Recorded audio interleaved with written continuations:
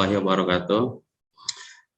Sahabat Eko Farming, para mitra PT BES yang setia untuk selalu mengikuti pembelajaran yang insya Allah akan bermanfaat buat khususnya para mitra yang baru bergabung maupun juga para mitra yang sudah lama bergabung, ya semata-mata untuk meningkatkan wawasan juga sekaligus pengalaman-pengalaman yang bisa dijadikan modal untuk kita menyampaikan ya ke para petani. Baik, Bapak-Ibu sekalian, kita akan mulai dengan slide dulu ya. Baik, sebelum kita mulai, saya ucapkan selamat datang pada para mitra PT BES, sahabat Eko Farming, para petani Indonesia. Sebelum kita mulai, ya seperti biasa, saya hanya mengingatkan kembali saja bahwa video ini merupakan video favorit saya ya, terus terang aja ya, mengingatkan bahwa kita pentingnya berorganik itu seperti apa ya. Baik, kita dengarkan dulu untuk beberapa menit ya. Lahan pertanian di Karawang, Jawa Barat yang mengalami penurunan tingkat kesuburan menjadi masalah serius bagi Ajud Tajrudin dan ribuan petani lainnya. Penggunaan pupuk kimia dan pestisida berlebih menjadi penyebabnya.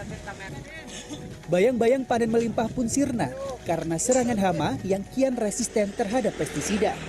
Ketergantungan pupuk kimia juga menyebabkan ongkos produksi pertanian bertambah. Seiring berjalannya waktu, petani mulai mengabaikan yang namanya kesuburan lahan.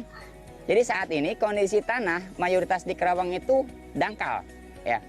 Artinya karena ada pengerasan dari struktur tanah itu, ya ini salah satu efek yang diberikan dari penggunaan pupuk kimia secara terus-menerus ya, tanpa adanya diimbangi dengan memberikan pupuk organik. Ya. Bahan aktif yang terkandung dalam pupuk kimia tak bisa 100% terserap tanaman.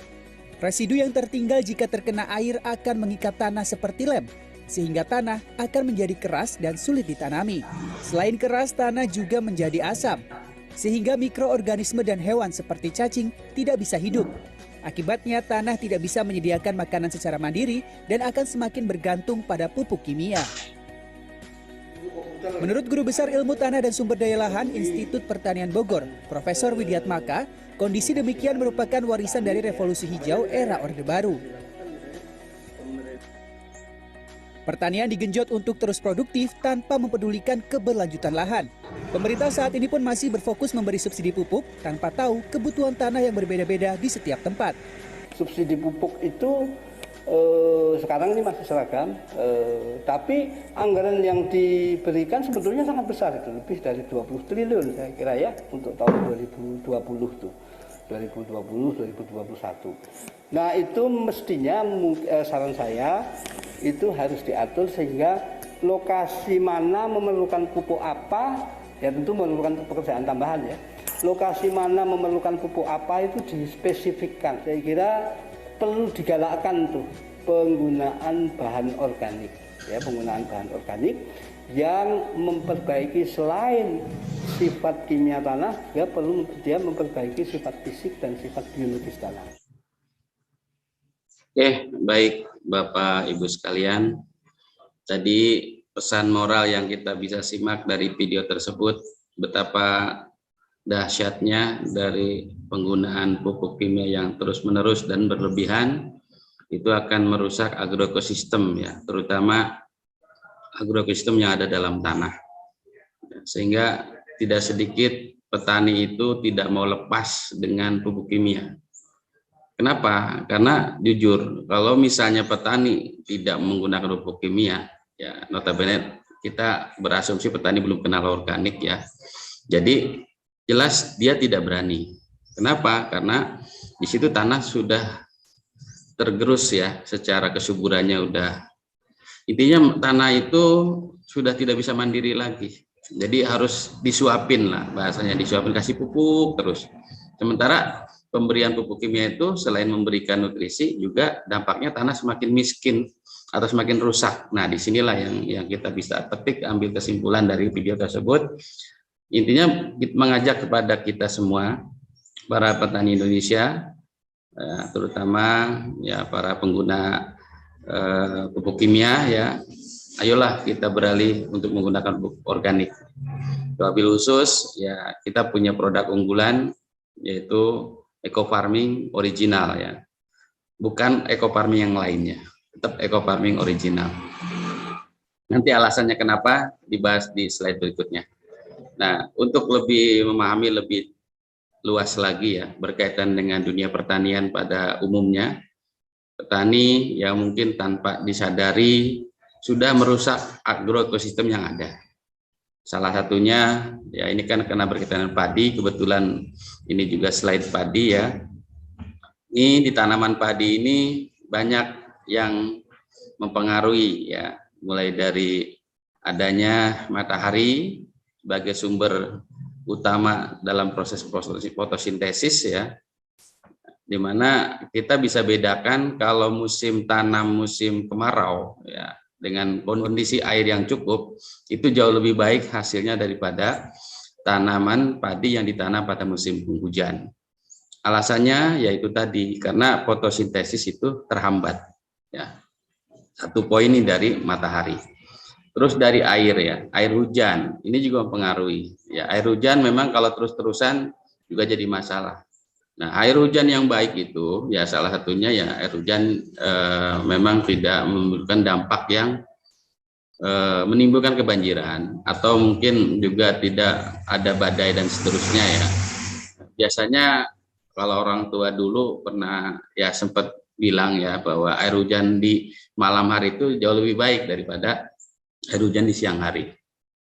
Karena yang jelas kalau malam hari ya memang waktunya tanaman istirahat. Kalau siang hari tanaman beraktivitas.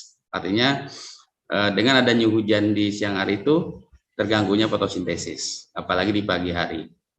Dan yang berikutnya juga ada komponen lain ya, seperti di sini ada yang namanya predator ya.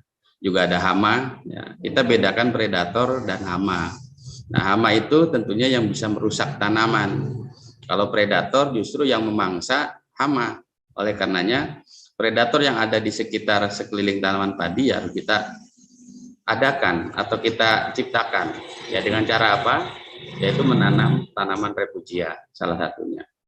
Terus juga ada hama-hama lain ya, tikus dan sebagainya. Termasuk juga ada fauna ya, fauna yang ada dalam tanah, cacing nih. Cacing ini salah satu hewan yang memang dia bertugas menyuburkan tanah. Karena dengan kotoran cacing yang berserakan di lahan itu tentunya itu menunjukkan tanah itu semakin subur.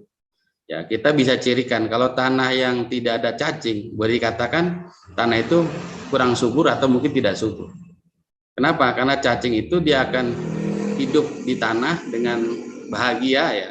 Apalagi dengan kondisi yang tidak ada racun ataupun tidak ada residu-residu kimia yang ada dalam tanah. Nah, dalam tanah itu sendiri sebetulnya sudah ada kandungan nutrisi ya. Cuman yang jadi masalah nutrisi itu ada dibedakan, ada nutrisi yang siap saji, ada yang nutrisi yang perlu diproses. Nah, seperti bahan organik nih. Tadi yang dikatakan dalam video sebelumnya butuh bahan organik sebagai upaya untuk memulihkan kesuburan. Nah, bahan organik ini masih dalam bentuk bahan.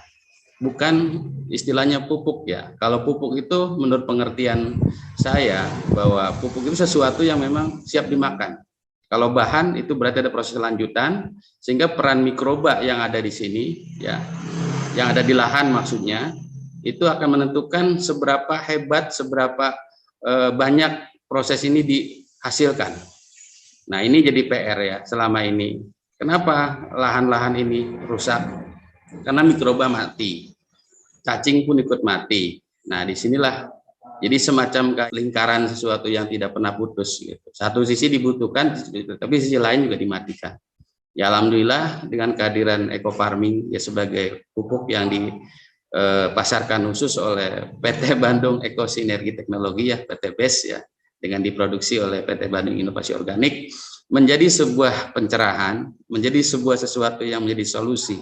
Karena kita dengan menambahkan aplikasi eco farming sama halnya kita memperbanyak mikroba dalam tanah. Makanya boleh dikatakan nanti eco farming ini berperan aktif dalam rangka untuk proses mempercepat proses. Jadi kalau kendaraan kita melaju itu istilahnya akselerasi kecepatannya. Bukan berarti tanah itu tidak terjadi secara alami proses pengembalian suburan, tentunya pasti. Cuman permasalahannya mikrobanya cukup atau tidak. Karena salah satu syaratnya kan untuk tanah subur minimal dalam 1 gram tanah itu minimalnya ada 100 juta mikroba yang ada di dalamnya. Nantilah kita bahas lebih lanjut terkait mikroba apa saja, itu ada di produk-produk ekofarming. Yang pasti bahwa agroekosistem ini harus seimbang, selaras, dan ideal. Tidak ada yang hilang rantainya sehingga akan mempengaruhi terhadap hasil produksi yang kita harapkan. Oke, kita lanjutkan dulu ke slide berikutnya. Nah, ini agroekosistem yang ideal itu seperti apa? Minimal kita akan tinjau satu persatu ya. Yang pertama adalah tanah. Nah, tanah atau lahan memiliki ciri-ciri ya, sifat fisik, ya diantaranya struktur, tekstur, keremahan, ketumburan, porositas, itu semuanya sifat fisik ya. Yang inti dasarnya sifat fisik ini adalah menentukan proses daripada kemudahan akar tanaman bisa berkembang dalam tanah. Kenapa? Karena tanah ini merupakan rumahnya tanaman. Jadi jangan sampai salah, walaupun pupuknya bagus, walaupun ininya, tapi kalau tanahnya tidak, strukturnya tidak baik ya, atau tidak mudah ditembus oleh akar ya, akar tanaman tentunya akan terganggu pertumbuhannya. Nah, terus juga KTK dan juga pH. Ini yang umum lah di dunia pertanian, itu 2 komponen itulah yang bisa dijadikan tolak ukur bahwa efektivitas pemupukan itu akan bisa berjalan normal apabila KTK dan pH-nya itu normal. Berapa sih kisaran yang normal? Ya, kalau dibilang normal persis ya di angka 7, tapi ada toleransi, ya artinya 6 sampai 7 juga udah cukup lah. Bahkan ada beberapa tanaman yang masih toleransi terhadap pH yang ya lebih rendah dari 6, ya misalnya 5,5.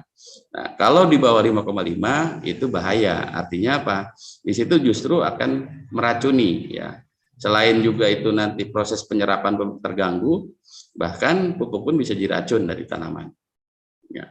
Terus juga ada sifat biologi, artinya sifat biologi ini diantaranya tadi bahan organik, mikroba, fauna tanah dan sebagainya. Nah, ini semua akan berperan aktif dalam rangka menyuburkan tanah sebagai media atau rumah tanaman. Ini satu poin ya, bagaimana kita menciptakan media tanam atau lahan ini ideal buat tanaman. Yang kedua, tanaman itu juga butuh yang namanya nutrisi. Nah, nutrisi ini yang penting bagi tanaman, ya disebut dalam istilah unsur hara esensial. Ya. Ada 13 macam unsur, diantaranya makro primer yang dikenal petani NPK.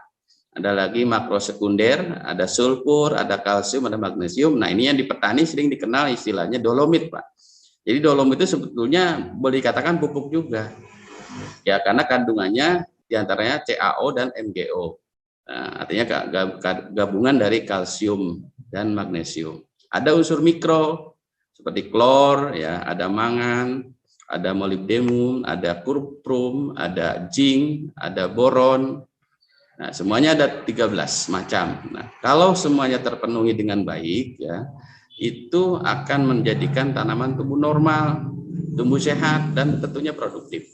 Memang di sini ada unsur lain ya, yang memang tidak ada, maksudnya bukan tidak ada, artinya tidak dicantumkan di sini, yaitu ada unsur karbon, ada unsur hidrogen dan oksigen. Karena oksigen itu tanpa kita beli ya sudah ada lah di alam. Nah, yang perlu diupayakan adalah ini unsur hara yang biasanya menjadi standarisasi pupuk itu minimal syaratnya ada ini, ya ada makro mikro, makro sekunder, makro primer. Insya Allah dengan kelengkapan unsur hara yang ada dalam ekofarming ini ya salah satunya kita punya produk ini menjadi satu jawaban buat petani supaya tanamannya akan tumbuh normal, sehat dan produktif. Selanjutnya yang perlu kita perhatikan ya ekosistem itu adalah air.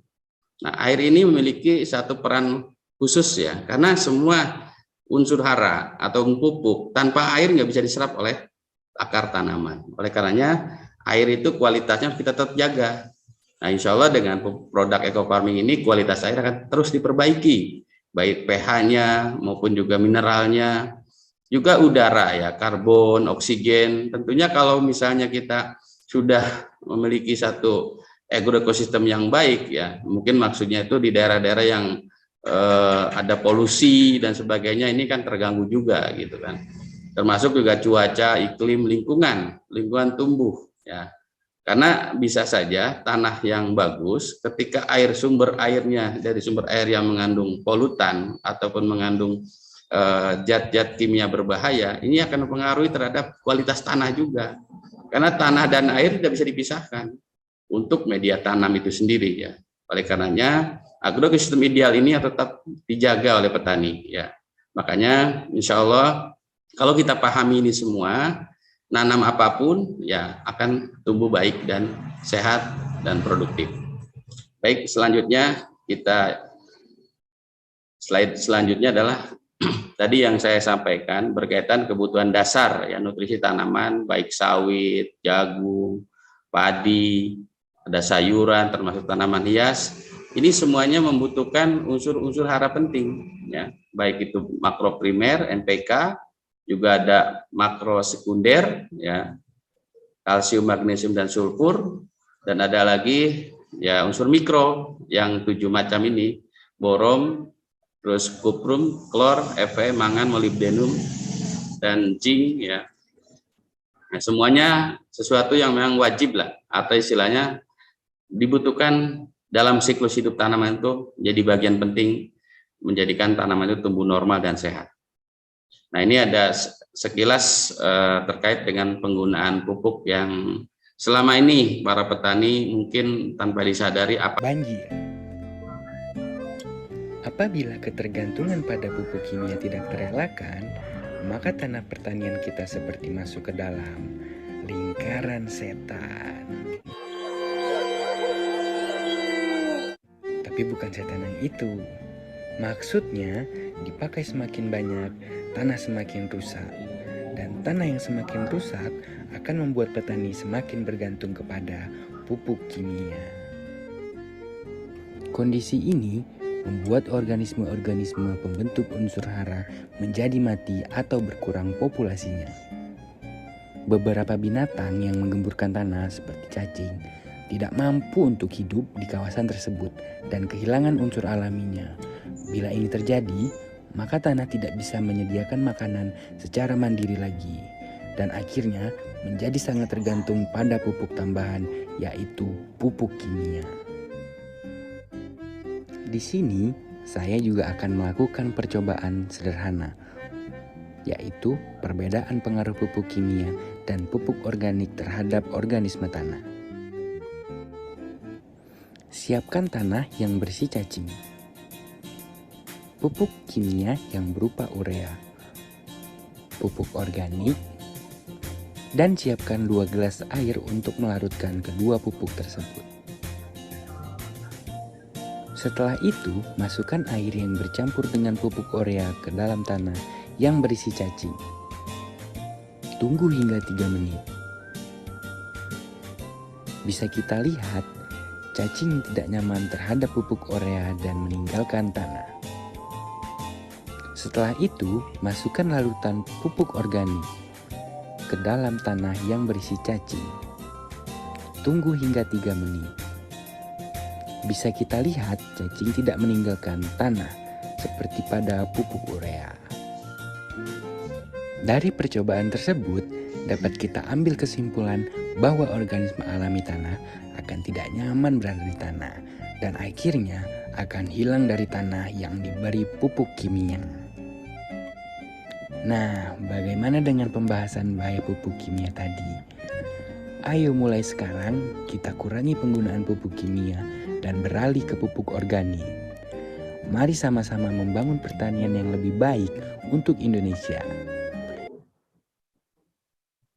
Nah, demikian tadi ya sebuah uji kecil lah, atau semacam percobaan kecil berkaitan dengan betapa dahsyatnya pupuk kimia itu. Selain memang ada sisi manfaat untuk memberikan nutrisi, tapi ada dampak lainnya, sehingga fauna yang ada dalam tanah, cacing aja tidak betah. Makanya tidak sedikit tanah-tanah yang terus digunakan pupuk kimia, ya cacing aja bisa kabur lah istilahnya gitu. Sementara cacing itu bermanfaat untuk proses perubahan tanah menjadi subur, ya diantaranya tanda-tandanya ada tumbuhnya atau hidupnya cacing dalam tanah. Baik, selanjutnya kita akan sedikit membahas terkait dengan tanah itu sendiri ya. Nah, tanah yang baik atau yang subur sebagai media tanam, di mana media tanam ini merupakan rumah bagi tanaman ya. Yang pertama adanya udara ya. Kok bisa udara ada dalam tanah? Ya, caranya sederhana. Jadi biasanya para petani sudah paham gimana cara memasukkan udara dalam tanah, yaitu dengan cara pengolahan tanah. Nah, pengolahan tanah itu yang baik seperti apa? Ya tentunya ada syarat dan ketentuan. Ya, minimal yang pertama kita harus bisa membalik tanah lapisan atas ke bawah dan lapisan bawah ke atas. Atau istilah di petani itu dibajak ya, dibajak sehingga perputaran udara dalam tanah itu bisa terjalin lah, atau sirkulasinya akan lebih lancar. Jadi fungsinya olah tanah itu dalam rangka menggemburkan tanah ya, karena kalau tidak diolah akan semakin padat, dan di sini terjelas selain udara tidak bisa bersinggungan dengan tanah, juga di situ akan akar akan terganggu tentunya terhadap perkembangan tanamannya nanti. Karena kalau misalnya hidup matinya tanaman ya, itu tergantung pertumbuhan akarnya. Kalau pertumbuhan akarnya bagus, insya Allah tanaman akan bagus. Ini jadi rumus ya. Jadi kalau misalnya tanaman yang layu biasanya pasti gangguannya di akar. Nah, di akar kenapa? Bisa aja kurang air sehingga tanaman tidak bisa minum lah istilahnya. Nah, di situ tanda-tandanya layu. Makanya ada istilah penyiraman.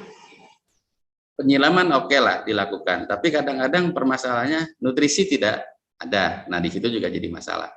Oke, yang pasti bahwa media tanam yang baik itu memiliki rongga udara ya, istilahnya rongga udara atau porositas yang baik sehingga akar itu bisa tumbuh sempurna.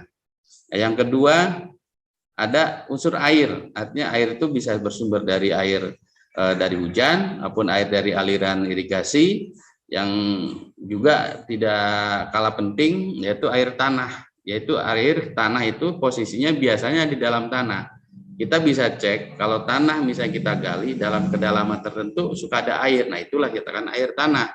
Nah, air itu dibutuhkan untuk supaya nanti tanah itu tetap bisa lembab, yang pertama. Yang kedua juga akan membantu proses penyerapan pupuk. Jadi kalau tanah tidak ada air, walaupun dipupuk dengan bermacam-macam jenis pupuk pun itu nggak bisa larut, sehingga tidak bisa diserap oleh akar tanaman itu sendiri. Yang berikutnya yaitu adanya mineral. Nah, mineral yang dimaksud ya salah satunya ada unsur hara. Kan tadi di slide sebelumnya saya katakan bahwa tanah-tanah yang ada biasanya memiliki kandungan unsur hara. Cuman masalahnya apakah masih ada dalam posisi yang ideal atau kurang atau tidak sama sekali. Nah, mineral ini menjadikan salah satu penunjang bahwa media tanam itu harus memiliki unsur nutrisi atau istilahnya unsur hara. Nah, berapa persentasinya? Sekitar 45-50%. Ya. Yang berikutnya juga tidak kalah penting yaitu adanya bahan organik. Nah, bahan organik ini bisa bersumber dari sisa tanaman dikembalikan untuk diproses menjadi pupuk ya. Ya, ini pengertiannya begini. Kalau petani yang sedikit paham dengan pola organik, jadi ngapain kita beli pupuk dari kimia? Kita bisa mengelola sisa tanaman, kemudian kita fermentasi dengan bantuan fermentor ya, baik fermentor yang di alam maupun yang kita berikan dengan tentunya pupuk organik eco farming original ya. Nah, itu menjadi bahan organik yang nanti akan siap saji, artinya menjadikan nutrisi tambahan dalam tanah.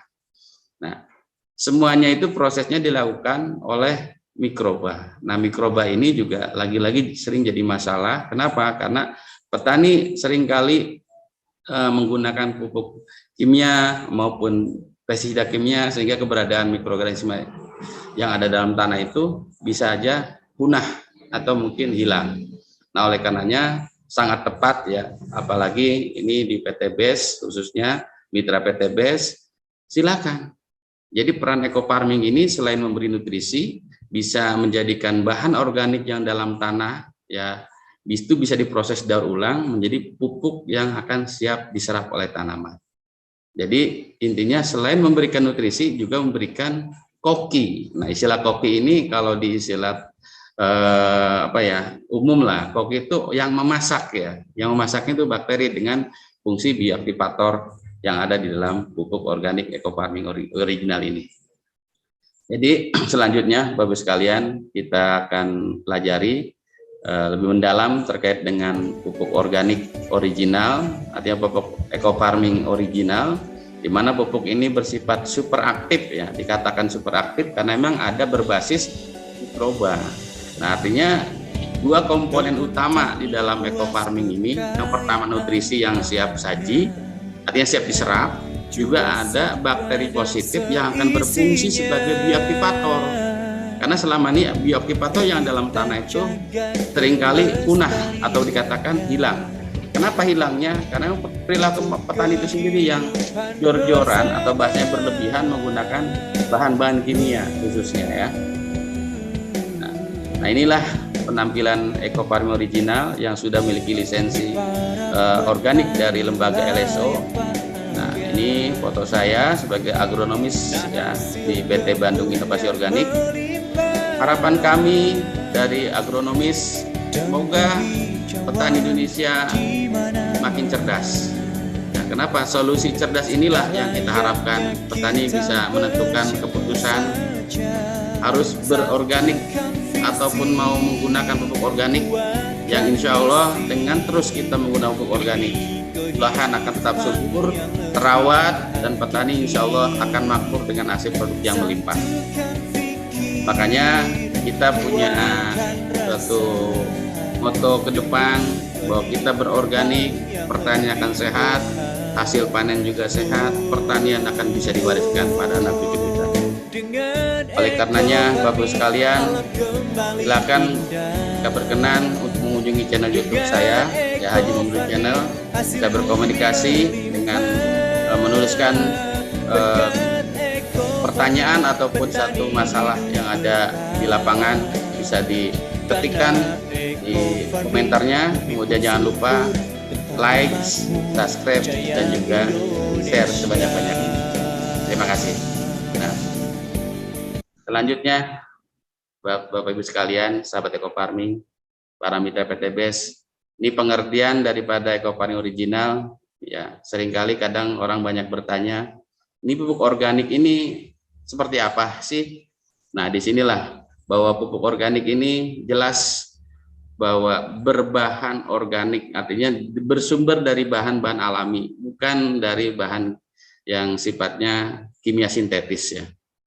Dan memiliki komposisi nutrisi yang lengkap sesuai kebutuhan tanaman, ada di atas tanah ya, juga ada yang memang tanaman di dalam air ya, seperti mungkin rumput laut, terus juga ada aquascape, juga hidroponik dan sebagainya.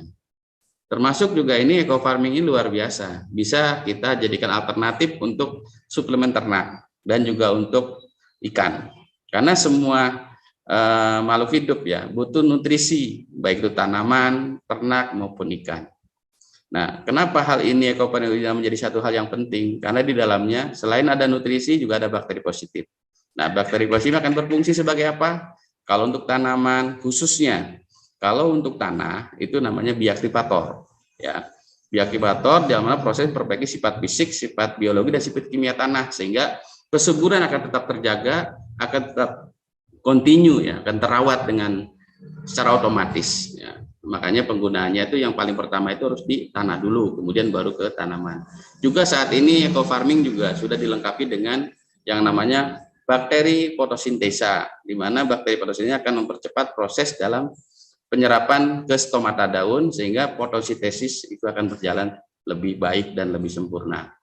Juga ada peran bakteri yang dimana sebagai probiotik. Nah, probiotik ini untuk apa? Nah, probiotik ini untuk menyeimbangkan fungsi pencernaan baik dalam ternak maupun ikan, sehingga perubahan dari pakan menjadi daging ataupun jadi feses itu akan seimbang ya, minimal akan menjadikan bobot daging akan lebih baik, kesehatan hewan juga atau ternak atau ikan semakin lebih baik lagi. Selanjutnya kita akan sampaikan terkait dengan legalitasnya. Legalitas eco farming original ini sudah jelas ya, memiliki SK Mentan, izin edar, dan juga ada yang namanya sertifikat organik ya. Jadi kalau Bapak Ibu sekalian sebagai mitra PTBS seringkali mengatakan, oh ini pupuk organik. Nah, lalu apa sih yang menjadi ciri-ciri organik? Ya salah satunya adalah memiliki legalitas baik secara izin edar maupun juga memiliki sertifikat organik dari LSO, Lembaga Sertifikasi Organik Indonesia, SNI ya. Dalam ini alhamdulillah eco farming original ini sudah tahun ketiga ya. Dari tahun 2019, 2020, 2021 sekarang menginjak tahun 2022, mungkin tahun keempat nanti akan dilakukan uji ulang. Karena yang namanya organik harus tetap diuji ulang setiap tahunnya sehingga tetap keorganikan tetap terjaga. Dan insya Allah bahwa eco farming original ini terus kita perbaiki ya kualitasnya, terus kita jaga kualitas yang ada. Jadi tidak akan istilahnya kalau bahasa petani jangan-jangan nanti udah laku jadi kualitasnya jadi dikurangi. Tidak, karena kami tetap ingin memberikan solusi buat para petani Indonesia dan petani dimanapun yang namanya petani ya. Selanjutnya hasil uji lab ya, barangkali kita para mitra membutuhkan apa sih yang ada dalam eco farming. Ini ada kajian di Laboratorium Unpad Bandung ya, ini hasilnya ya. Kalau dibaca lengkap mungkin terlalu lama ya, cukup kita tampilkan saja. Nanti kita akan lebih fokus kepada aplikasi ataupun cara ya. Juga uji laboratorium terkait dengan kandungan mikroba yang ada dalam eco farming. Nah, kita udah memiliki hasil uji lab ya yang sudah lama ya. Nah, di sini kesimpulannya bahwa dalam satu cub eco farming ini yang kecil ini bisa sampai 105 miliar. Nah, ini hasil uji labnya sudah teruji dan terbukti. Dan kalau saja petani tahu ya, kalau misalnya dalam tanah sudah melimpah bahan organik lalu diaplikasikan ini, sudah jelas akan terjadi sesuatu yang di luar dugaan. Artinya apa? Nutrisi akan melimpah, bakteri akan memprosesnya, tanaman tinggal menyerapnya, kemudian produksi akan lebih baik. Selanjutnya yang berkaitan manfaat ya. Manfaat eco farming original yang pertama dan yang utama yaitu dalam rangka memperbaiki sifat fisik, kimia, dan biologi tanah. Yang dikatakan kualitas daripada tanah itu harus tetap menjadi fokus utama. Karena kita tahu tanah-tanah Indonesia ini dalam posisi yang sangat-sangat kritis ya. Ada beberapa kajian yang mengatakan bahwa di dalam tanah-tanah Indonesia itu kandungan C organik itu sangat kecil sekali, di bawah 5%. Nah, insya Allah dengan upaya pemberian eco farming original terus-menerus ke tanah, kita akan meng-up atau meningkatkan kandungan C organik, dan kita juga tetap akan menjaga kelestarian alam, menjaga juga di situ kesuburannya. Nah, yang kedua, ya, manfaatnya adalah memaksimalkan mulai dari imunitas tanaman, potensi produksi, kualitas produksi. Dikatakan imunitas karena kita memiliki nutrisi yang sangat lengkap sehingga tanaman akan bahagia. Dan apabila tanaman sudah memiliki satu nilai nutrisi yang sudah diserap dengan lengkap, otomatis imunitasnya akan menguat ya. Artinya lebih hebat lah daripada tanaman yang diberikan nutrisi yang hanya ala kadarnya ataupun hanya beberapa bagian saja yang diberikan. Dan juga potensi nih, kita juga tahu yang namanya setiap tanaman memiliki potensi. Contoh padi, ada padi-padi tertentu misalnya potensinya 10 ton misalnya. Mungkin selama ini potensi tidak pernah tercapai oleh petani karena pemupukannya belum sempurna. Maka dari itu, insya Allah dengan wasilah eco farming original ini, potensi akan secara bertahap akan dimaksimalkan sesuai dengan potensinya. Begitupun kualitas. Kualitas ini akan juga menentukan selain nanti hasil produksi banyak, juga harga juga bisa bersaing untuk bisa lebih baik daripada menggunakan pupuk lainnya. Yang berikutnya juga bisa mempercepat proses pertumbuhan ya, karena di dalam eco farming ini ada juga yang namanya CPT ataupun zat pengatur tumbuh atau hormon dan sebagainya, sehingga jangan kaget ketika kita menggunakan pupuk organik eco farming, proses pertumbuhan akan lebih cepat dipacu, juga panen akan lebih cepat. Berikutnya juga biaya lebih hemat. Nah, kenapa dikatakan hemat? Yang tadinya petani harus beli bermacam-macam jenis pupuk, kita cukup satu. Tapi di situ unsur hara atau nutrisinya sudah mencukupi kebutuhan itu tanaman. Nah, dalam kajian pertanian ada istilah pemupukan berimbang. Yang dimaksud berimbang itu adalah kebutuhan yang dibutuhkan tanaman, misalnya angkanya 10, ya kan?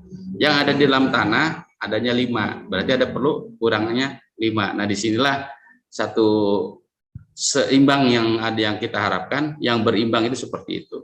Itu dari sisi ukurannya ya. Kita juga bisa membandingkan misalkan pupuk yang dibutuhkan 13, yang ada cuma ada 6 misalnya. Nah, berarti kan kurangnya di situ juga bisa dilengkapi oleh pupuk organik eco farming ini. Ya. Yang berikutnya juga selain untuk pupuk juga untuk bisa suplemen ternak ya, probiotik baik itu ternak maupun ikan. Kami tidak akan bahas lebih panjang lebar di sini, cuma kita akan fokus di tanaman padi.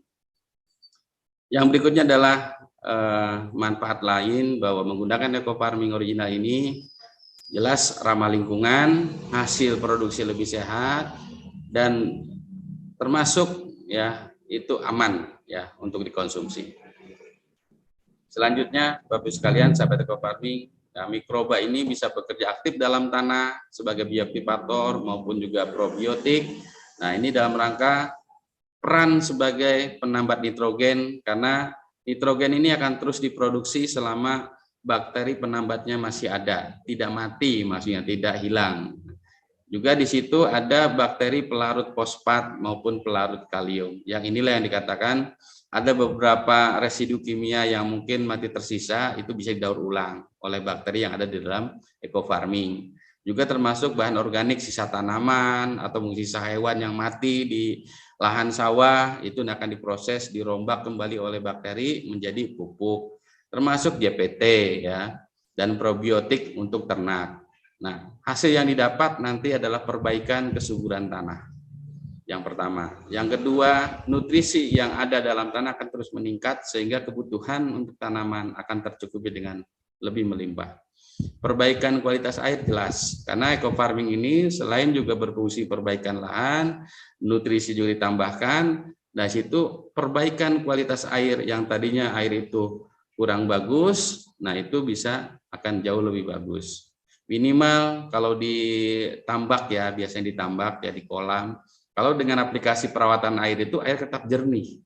Sehingga dengan kejernihan ini menunjukkan bahwa air itu murni, seolah-olah kembali ke air yang sesungguhnya. Kalau udah keruh, banyak mengandung polutan, itu jadi masalah biasanya. Insya Allah dengan eco farming semuanya bisa diatasi dengan secara bertahap. Terus normalisasi potensi sudah jelas. Yang tadinya hanya mencapai misalnya padi 5 ton, nanti akan lebih meningkat. Ya, karena dengan perbaikan seiring kesuburan, juga perbaikan airnya dan lain sebagainya. Suplemen ternak sudah jelas, walaupun tapi tidak akan bahas lebih jauh ya terkait dengan suplemen ternaknya. Selanjutnya, Bapak Ibu sekalian, kita akan mengenalkan ini brosur resmi yang ada di PT BES ya, yang ada dalam kemasan produk di dalamnya. Jadi Bapak Ibu sekalian, kalau misalnya kita beli produk eco farming ya, eco farming ini pasti di dalamnya ada namanya brosur. Nah, brosur ini yang resmi ya. Jadi yang ada brosur di luaran sana ya bukan berarti tidak bermanfaat, tapi paling tidak update-nya itu kan berbeda ya. Karena ada beberapa bagian yang harus kita tahu, mulai dari manfaat, di situ ada bagaimana kita mengatur kebutuhan dalam luasan 1 hektar untuk tanaman apa saja, di situ ada semua. Termasuk cara membuat pelarutannya seperti apa. Selanjutnya Bapak Ibu sekalian, kita akan membahas berkaitan dengan air ya. Air yang dimaksud adalah air untuk pelarut eco farming. Karena eco farming ini tidak bisa langsung ditaburkan lah, atau misalnya kita harus dilarutkan dulu. Nah, caranya ya dan pilihannya diantaranya ada air tebu. Ya, air tebu ini sangat bermanfaat untuk nutrisi dari mikroorganisme yang ada dalam eco farming itu sendiri. Walaupun di sini sudah tercantum nutrisi yang ada. Kalau Bapak boleh tahu, nanti bisa dibaca di situ ada kandungan C organik ya. C organiknya 51,06%. Ini jadi makanan bakteri ya. Kalau kita tambahkan dengan sumber air pelarutnya ada bahan organik lagi, ya itu akan semakin mantap lah intinya. Termasuk efektivitas dalam pemupukan. Juga ada air kelapa, sama air kelapa juga memiliki keunggulan ya, unsur hara, JPT, mineral, dan lain sebagainya. Air hujan juga bisa dimanfaatkan karena di sana ada yang namanya kaya nitrogen, ya, masuk asam amino. Ini bisa digunakan untuk melarutkan ekofarming original. Juga ada air biasa, artinya air sumur, air mata air. Yang penting kalau air biasa itu steril, tidak tercampur zat kimia berbahaya. Juga bisa gunakan air murni atau air AC ya. Itu karena pH-nya normal, juga ppm-nya netral. Nah, ini merupakan pilihan. Artinya kalau pilihan itu silakan mana yang cocok ataupun barangkali yang akan lebih memaksimalkan untuk kinerja daripada ekofarming. Tapi di sini kami dari produsen tidak mewajibkan. Artinya silakan dengan air biasa pun bisa. Selanjutnya Bapak sekalian kita akan sasaran ya. Sasaran ekofarming original itu apa? Yang pertama adalah tanah, di mana ekofarming akan secara siklus akan memperbaiki posisi daripada media tanam dengan perbaiki sifat fisik, sifat biologi, sifat kimia, sehingga nutrisi akan tetap terjaga ada di dalam tanah sebelum kita tambahkan melalui daun ya. Tadi minimal kita memiliki kandungan nutrisi yang tetap terjaga dalam tanah. Yang kedua itu melalui penyerapan nutrisi dengan bantuan dari akar ya. Karena tanaman itu jantungnya lah, berarti katakan jantungnya itu ada di akar. Jadi kalau akarnya rusak, tanaman bisa layu bahkan bisa mati. Makanya akar berkaitan dengan tanah. Tanah juga akan semakin bagus kalau akarnya juga akan bertumbuh dengan lebih bagus. Makanya gembur atau porositasnya baik. Yang tadi di slide sebelumnya saya sampaikan. Jadi hanya melalui akar, di situ salah satunya sumber nutrisi bisa diserap. Yang kedua bisa dari stomata. Namun stomata ini memiliki waktu-waktu yang tertentu ya. Ada yang pagi hari, secara umum begitu. Ada juga yang malam hari, ada yang sore hari. Artinya di sini penyerapan melalui stomata ini sifatnya ibaratnya kalau kita makan ya. Kalau di akar itu makanan pokoknya, artinya semacam kita makan siang, makan pagi, makan sore. Nah kalau misalnya daun ya dikatakan untuk tambahan ngopi, ngeteh dan sebagainya. Semuanya bisa dilakukan untuk proses penyerapan nutrisi sehingga tanaman akan tumbuh sehat, normal, dan tentunya produksi akan semakin lebih baik. Selanjutnya, prinsip pemupukan ekofarming itu paling tidak ada 5T ya. Yang pertama tepat jenis, ya. Yang kedua ada tepat sasaran, ya. Yang ketiga ada tepat cara, tepat waktu, dan tepat formulasi. Nah, semuanya ini harus bisa dipahami, ya, baik itu para petani maupun para sahabat ekofarming Mitra PT BES. Jenis tanaman apa yang akan kita pupuk, ya kita lihat. Di sini ada musiman yang sekali panen, ada yang satu kali tanam berkali-kali panen, contoh cabai, kacang, dan sebagainya. Di sini ada tanaman tahunan, ya, tanaman tahunan itu yang lebih dari 1 tahun. Misalnya ada pepaya, ada pisang, ada sawit, ada buah-buahan dan sebagainya. Terus juga tepat sasaran. Nah, sasarannya yang biasanya dilakukan oleh tanaman itu penyerapan lewat akar. Makanya ada proses ya nanti di caranya itu kalau kita sambungkan dengan caranya siram atau kita buat libang biopori. Terus sasarannya misalnya untuk lewat daun atau stomata. Nah, berarti sasarannya caranya yaitu dengan disemprotkan ke daun. Jadi jangan terbalik nih, untuk daun disiramkan, tapi yang lebih tepat untuk daun itu disemprotkan. Terus juga ada yang melalui jalur khusus, artinya jalur khusus ini tidak umum ya. Itu bisa diserap melalui jaringan, kalau di manusia pembuluh darah. Kalau misalnya tanaman namanya jaringan silem. Artinya jaringan silem ini jaringan yang berada di dalam setelah kulit daripada batang. Jadi kalau misalnya ada petani nyemprot ke batang tanpa langsung ke jaringan silemnya ya percuma saja karena tidak ada penyerapan lewat kulit dari batang. Tapi yang pasti di dalam batang itu bisa ada aliran yang namanya jalur sirkulasi nutrisi ya dari akar ke daun. Nah, sehingga kita akan motong kompas atau istilahnya motong langsung ke jalur khusus. Nah, dengan cara apa? Caranya injeksi batang. Ini sangat berkaitan ya, mulai jenis, sasaran, cara, termasuk juga waktu. Nah, waktu ini tergantung siklus hidupnya. Ada yang tanamannya mungkin cukup 2-3 bulan panen, ada juga yang berulang panen dari mulai mungkin kalau sawit ya umur 3 tahun ke atas sampai umur 25 tahun. Nah, ini siklus hidup penting. Nah, termasuk kalau tanaman sudah besar ya, kita kan nggak mungkin dilakukan pemupukan di awal sebelum tanam, walaupun di dalam tabel ataupun dalam brosur di situ disebutkan sebelum tanam. Nah, kita juga jadi petani harus cerdas. Ya, kalau tanaman sudah ada, tetap pemupukan itu dilakukan ke tanahnya, karena tanah itu butuh perbaikan secara terus-menerus, perlu dirawat. Nah, disitulah mulai Bapak Ibu sekalian mengenalkan ekofarming ke petani, khususnya petani yang tanaman tahunan. Ya, kita jangan nunggu nanti kalau tanam ulang atau istilahnya replanting, atau ya kita langsung saja ketika umur tanamannya 5 tahun misalnya, ya lakukanlah penyemprotan ataupun penyiraman melalui biopori untuk cara siram ke tanahnya langsung. Waktunya ya artinya setelah panen ya, biasanya efektif setelah panen.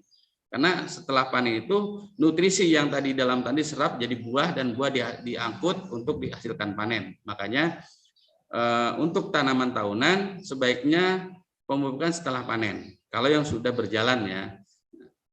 Terus yang berikutnya, waktu untuk penyemprotan lahan tuh kapan sih yang tepat? Ya bisa pagi, bisa sore. Yang pasti tanahnya harus dilembabkan kalau tanahnya masih kering, ya. Atau misalnya kenapa alasannya pagi sore? Karena pagi itu cuaca lembab, artinya enggak terlalu panas. Juga sore pun menjelang malam, artinya sangat cocok lah. Karena bakteri ini akan langsung bekerja aktif sehingga butuh kondisi tanah yang lembab. Nah, yang terakhir ini tepat formulasi. Nah, formulasi di sini artinya kita harus bisa menghitung, bisa menentukan tanamannya apa, luasnya berapa, terus di situ berapa tangki untuk penyemprotannya atau penyiramannya, terus berapa tanaman dalam 1 hektar. Nah, semuanya ada hitung-hitungannya. Oleh karena itu, Bapak Ibu sekalian, kita lanjutkan ke slide berikutnya yang berkaitan dengan cara menghitung. Nah, menghitungannya bisa, yang pertama bisa berdasarkan luas. Ya, luas ini biasanya kalau di brosur itu hitungannya hektar. Makanya kalau misalnya luasannya itu di bawah 1 hektar, kita diperlukan yaitu satuan konversi. Misalnya katakanlah luasnya 4.000 meter, ya berarti di situ 4.000 dibagi 10.000 menjadi 0,4. Nah, kebutuhan misalnya dilihat di tabel, katakanlah untuk padi ya 10 misalnya. Itu dari tanah sampai ke tanamannya. Nah, berarti yang 10 tub dikalikan 0,4 berarti kebutuhannya cukup 4 cub saja. Ya. Nanti tinggal dibagi. Nah, dalam aplikasi ini jadwalnya ya kan. Di padi itu ada sebelum tanam, ada sesudah tanam. Nah, porsinya 60% untuk tanah dan 40% untuk tanaman. Artinya nanti tanaman dibagi 4 kali aplikasi, minimalnya seperti itu. Ini cara menghitungnya seperti itu. Termasuk juga nanti dalam aplikasi kita harus bisa menghitung satuan dalam penyemprotan, kalibrasinya seperti apa. Misalnya dalam 1 hektar biasanya petani menggunakan 10 tangki, ada yang 15, ada yang 12. Nah, itu nanti yang untuk sasaran tanah maupun untuk tanaman, kita akan dihitung larutan yang itu dibagi dengan jumlah tangki yang biasa dilakukan oleh petani. Itu cara menghitung demikian. Begitupun untuk tanaman tahunan ya, walaupun ini fokus di padi, tapi tidak ada salahnya kita fokus di tanamannya. Artinya kalau kita hitung populasi dalam 1 hektar tanaman, misalnya ada 100. Nah, disitulah kita harus bisa membagi, baik untuk sasaran lahan maupun sasaran tanaman, dibagi 100 pohon. Jadi kalau misalnya contoh ya, kita ambil contoh untuk padi, padi jelas lah, kita tadi di luasan. Untuk tanaman yang jarak tanamnya lebih dari 2 meter ya, misalnya buah-buahan ya, atau misalnya pisang, ataupun misalnya di jeruk. Nah, itu kita hitung misalnya 6 cub misalnya untuk awal. Nah, di situ 6.000 mili ya, berarti dibagi 100. Jadi per pohonnya paling tidak 60. Kalau misalnya dalam 1 hektarnya ada 120, berarti 1 pohonnya 50 mili untuk 1 pohon dengan larutan ekofarming sekitar 50 sampai 60 mili. Ini satu contoh penghitungan demikian. Ini menjadi satu bagian penting. Kenapa? Karena kalau di tanaman yang lebih dari 2 meter, otomatis tanah yang paling penting kita perhatikan adalah tanah atau media yang ada di sekitar pohon. Kalau jauh dari pohon ya mungkin nggak terlalu dipentingkan karena di situ tidak kena sasaran langsung paling tidak. Selanjutnya Bapak Ibu sekalian, kita akan bisa melihat berkaitan dengan caranya ya. Tadi cara aplikasi sudah jelas. Di sini ada 4 cub, 6 cub khususnya untuk padi. Nah, itu per hektar loh, per hektar. Nah, kalau kita tadi umpamakan cuma 4.000 meter misalnya ya, kan di situ ketemunya 4 cub. Nah, 4 cub itu kita hitung persentase. Ya, persentase itu kalau untuk tanah 6 cub normal ya, 1 hektar. Berarti kalau 4.000, 60% daripada 4 cub berarti sekitar 60 kali 4 berarti 2,4 cub atau 2.400 mili untuk tanah. Kemudian dilarutkan dengan air ya. Airnya sesuai pilihan, mau air biasa, mau air kelapa dan sebagainya silakan. Dan boleh disemprotkan langsung tanpa fermentasi, atau mau bagi petani yang biasa memahami fermentasi silakan. Jauh lebih baik karena nanti nutrisi yang dihasilkan dari nutrisi eco farming di fermentasi akan semakin bertambah ya. Selain nutrisi bertambah, bakteri akan bertambah juga. Cuman harus diperhatikan posisi efek dari gas fermentasi saja. Kemudian diencerkan dengan menggunakan tangki sesuai tadi hitungan 1 hektar misalnya tanaman padi berapa? Kalau 4.000 meter biasanya antara 4 sampai 5 tangki lah misalnya paling banyak ya. Makanya pembaginya yang tadi 2.400 mili ya dibagi 4 berarti 600 mili per tangki. Kalau dibaginya katakanlah 5 ya, berarti kan di situ 2.400 bagi 5 ya kurang lebih sekitar 90 milian lah. Maaf, jadi 2.400 dibagi 6 ya, berarti sekitar 400 mili maksud saya bukan itu. Selanjutnya untuk sasaran daun ya. Nah, kenapa? Jadi eco farming original ini tetap bisa diaplikasikan ke daun ya dengan catatan bahwa yang paling aman ya tidak ngambil resiko lah, yaitu dilarutkan dari 1 cub jadi 1 liter kemudian langsung diaplikasikan dalam hitungan 1 hari ya. Jadi kalau 1 hari masih digunakan dikategorikan belum fermentasi lah, artinya belum, efeknya nggak terlalu signifikan. Berbeda kalau sudah tersimpan 1 hari itu sudah melalui proses fermentasi. Nah di sini ada pilihannya yang paling aman langsung disemprotkan dengan tangki semprot sesuai dengan kalibrasinya, pengencernya. Nah, kalau untuk misalnya beberapa petani kadang-kadang masih tersisa, misalnya sisa kemarin, nah itu silakan digunakan dengan catatan sebelum itu digunakan dikocok dulu pastikan efek gas fermentasi sudah benar-benar hilang. Yang paling aman lagi yaitu setelah melewati paling tidak 1 bulan ya, 1 bulan itu fermentasi sempurna. Nah itu aman digunakan juga untuk daun. Nah selanjutnya ini ada ya, berkata ini temanya tentang padi yang memang tidak disampaikan di dalam brosur, tapi saya akan sampaikan di slide ini yaitu dengan adanya kita proses seleksi benih. Nah, seleksi benih ini kita menggunakan larutan garam, di mana garam yang dibutuhkan kurang lebih sekitar 25-30% dan airnya 100%. Misalnya kita untuk merendam benih 10 kilo misalnya ya.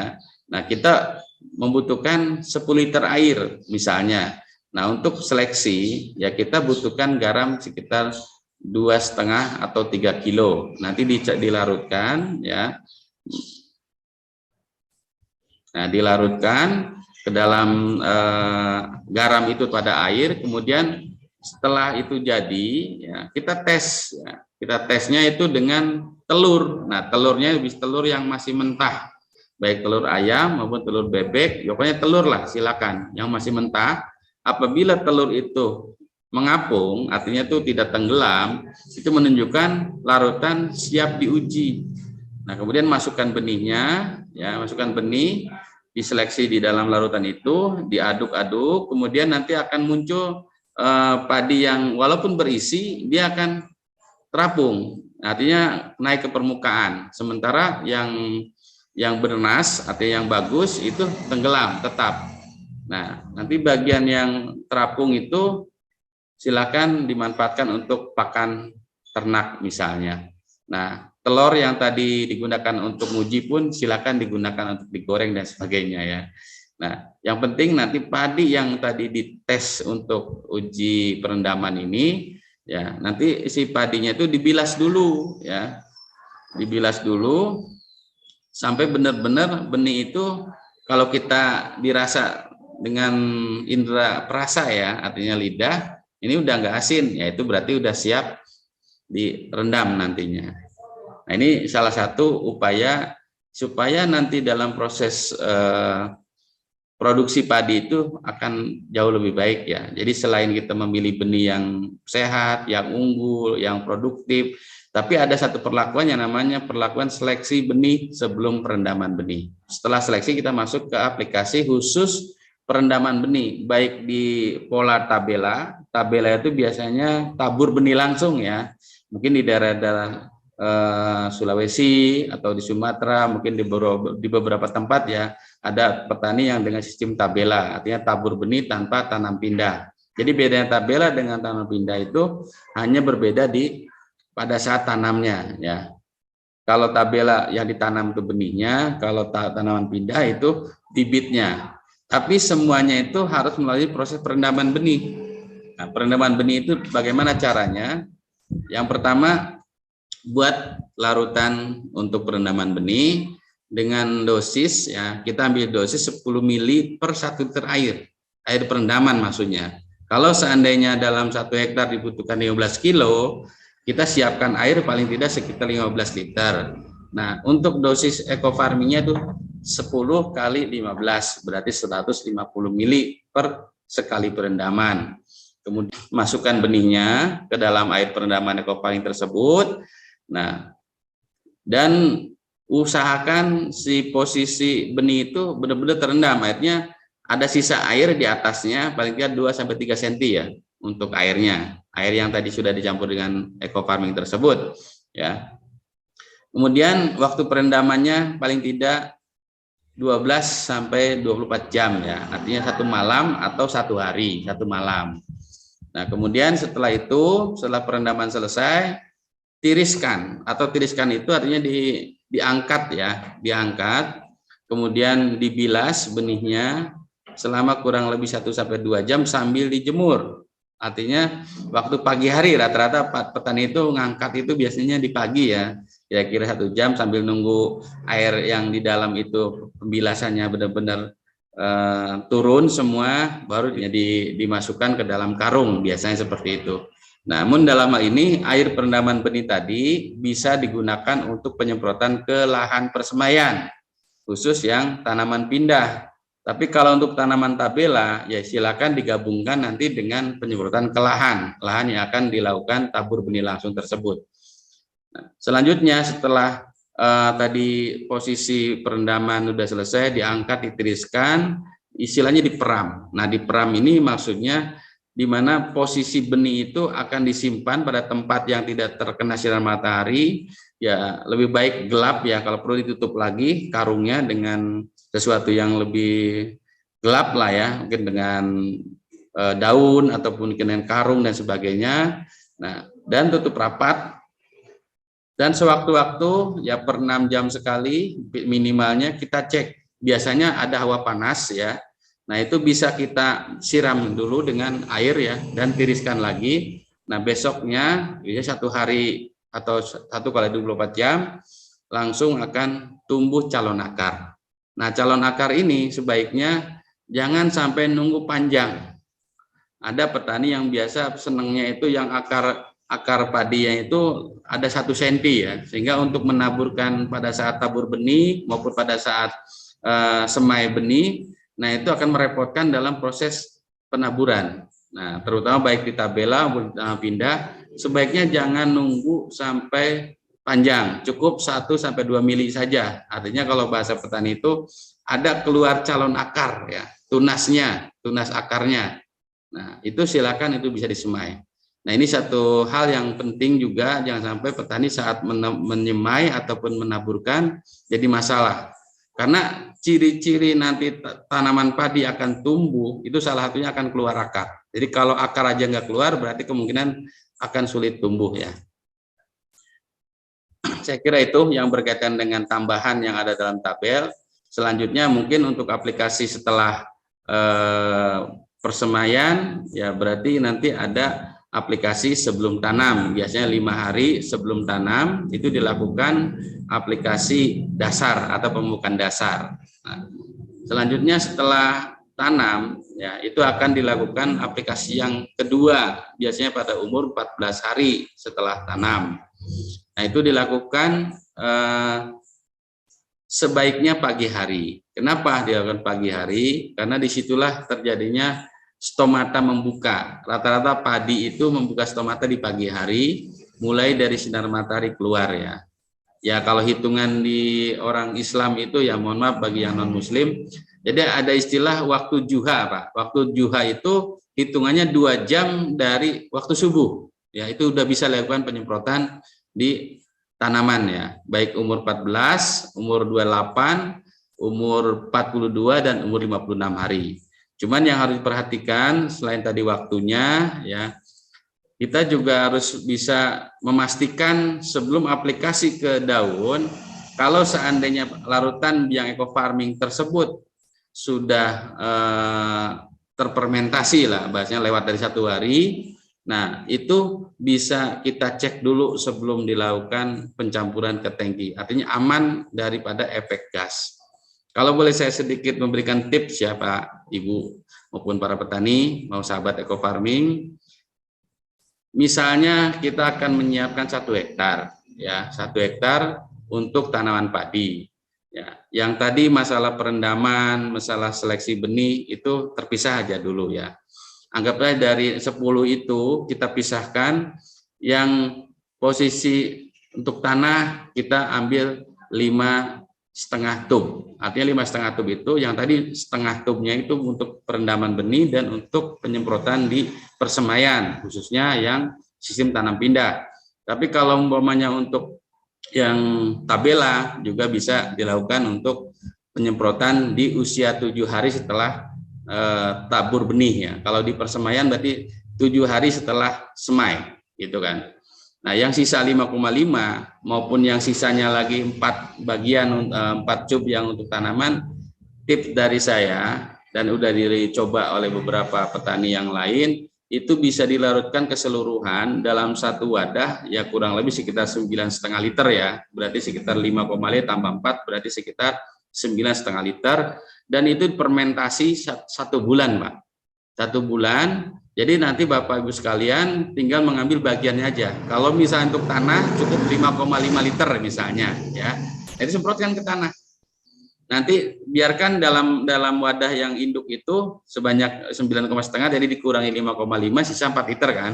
Nah 4 liter nanti diambil 1 liter untuk di 14 hari. Diambil lagi umur 28, diambil lagi umur 42 dan 56. Artinya saya hanya memberikan 1 tips saja. Dengan fermentasi yang sempurna, eco farming akan lebih baik ya. Artinya nutrisinya akan semakin sempurna. Ya, nutrisinya akan semakin lebih banyak. Nah, itu saja ya berkaitan dengan pola aplikasi pada tanaman padi. Mohon maaf nih, slide-nya belum saya sempurnakan karena memang nanti mungkin di session berikutnya akan disempurnakan ya. Karena ini slide-nya mendadak ya 2 hari yang lalu, jadi saya belum sempat dibuatkan untuk aplikasi ke tanah maupun ke tanaman. Nah, ini yang perlu diperhatikan juga tentang eco farming ya dalam penyimpanan sebaiknya. Baik yang masih dalam bentuk posisi ini ya, masih dalam satu kemasan. Nah, ini sebaiknya disimpan di tempat yang sejuk ya. Apalagi yang sudah dilarutkan ya, tempat suhu ruang dan tidak terkena sinar matahari langsung. Yang kedua, alat untuk pelarutan, baik wadahnya, botolnya, ataupun nanti alat semprotnya, sebaiknya yang bebas dari bahan kimia ya atau pestisida kimia. Terus aplikasi tidak dilakukan bersamaan baik dengan pestisida maupun pupuk kimia. Dan juga di sini juga yang perlu diperhatikan proses pelarutan eco farming original dalam kondisi tertutup rapat. Jadi tidak dilubangi ya, terkecuali kalau mau dilubangi harus dibuatkan semacam instalasi dengan selang ya, yang ujung selang pertama di atas larutan dalam wadah, yang keduanya dimasukkan ke air. Itu jauh lebih aman ya. Kalau tidak dilakukan demikian, berarti tetap rapat, cuma nanti kita harus bisa kontrol atau cek per sekitar ya 6 jam atau mungkin 1 hari ya, kita tes kocok-kocok dulu, lalu ada larutan gas. Nah, kalau ada tinggal dibuka tutupnya saja. Dibukanya tidak harus terbuka secara lebar, artinya cukup dikendorkan saja. Ini misalkan larutan ya, udah dikocok-kocok, nanti ada gasnya atau enggak. Kalau ada, misalnya ini kan terasa akan ada tekanan, nah di sini dikendorkan aja, nanti keluar gasnya, tutup lagi, seperti itu. Ya, terus yang berikutnya yang perlu diperhatikan ada jeda waktu aman apabila kita petani yang biasa menggunakan pupuk kimia, jadi harus jeda waktu paling tidak 5 hari ya, 5 sampai seminggu. Apalagi dengan pestisida kimia ataupun herbisida, itu akan jauh rentangnya lebih lama. Kenapa? Karena supaya nanti bakteri yang akan kita aplikasikan itu aman, tidak mati. Jelas yang sudah teraplikasikan karena kita menggunakan pupuk kimia atau mungkin pestisida kimia, yang ada mati lagi, nanti kita tambahkan tidak mati. Jadi aman lah untuk yang kedua dan ketiga dan seterusnya. Yang berikutnya yang perlu diperhatikan adalah kondisi tanah tetap lembab, tidak kering, pH tidak kurang dari 5,5 dan bahan organik cukup ya. Artinya memadai. Salah satunya untuk tanaman padi, sebaiknya Bapak Ibu sekalian, jerami padi jangan dibakar, sebaiknya disebar, diratakan di tanah. Ketika air masuk, silakan difermentasi dengan eco farming. Itu menjadi satu bahan masukan bahwa tanah itu butuh bahan organik yang harus fermentasi dengan sempurna. Selanjutnya ini yang berkaitan dengan autentifikasi ya, saya kira udah disampaikan di minggu yang lalu, tapi tidak ada salahnya saya ulas sebentar aja.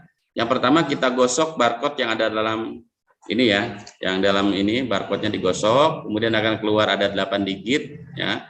Terus yang di sampingnya juga ada nomor serial produk, kemudian dicocokkan dengan kita masuk ke website PT BES ya.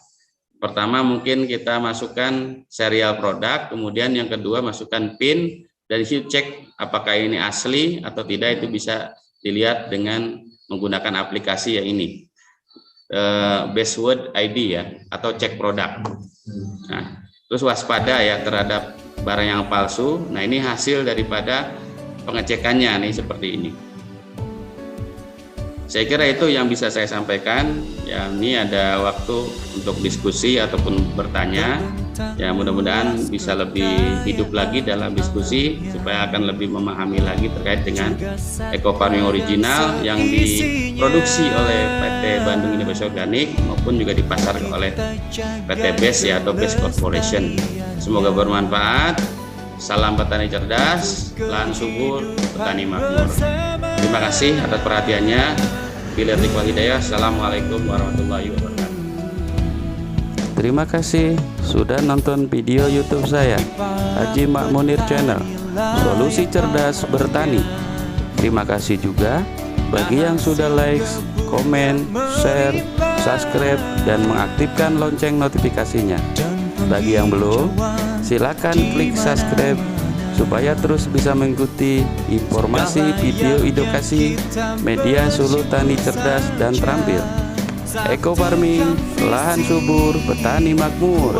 Salam petani cerdas. Assalamualaikum warahmatullahi wabarakatuh.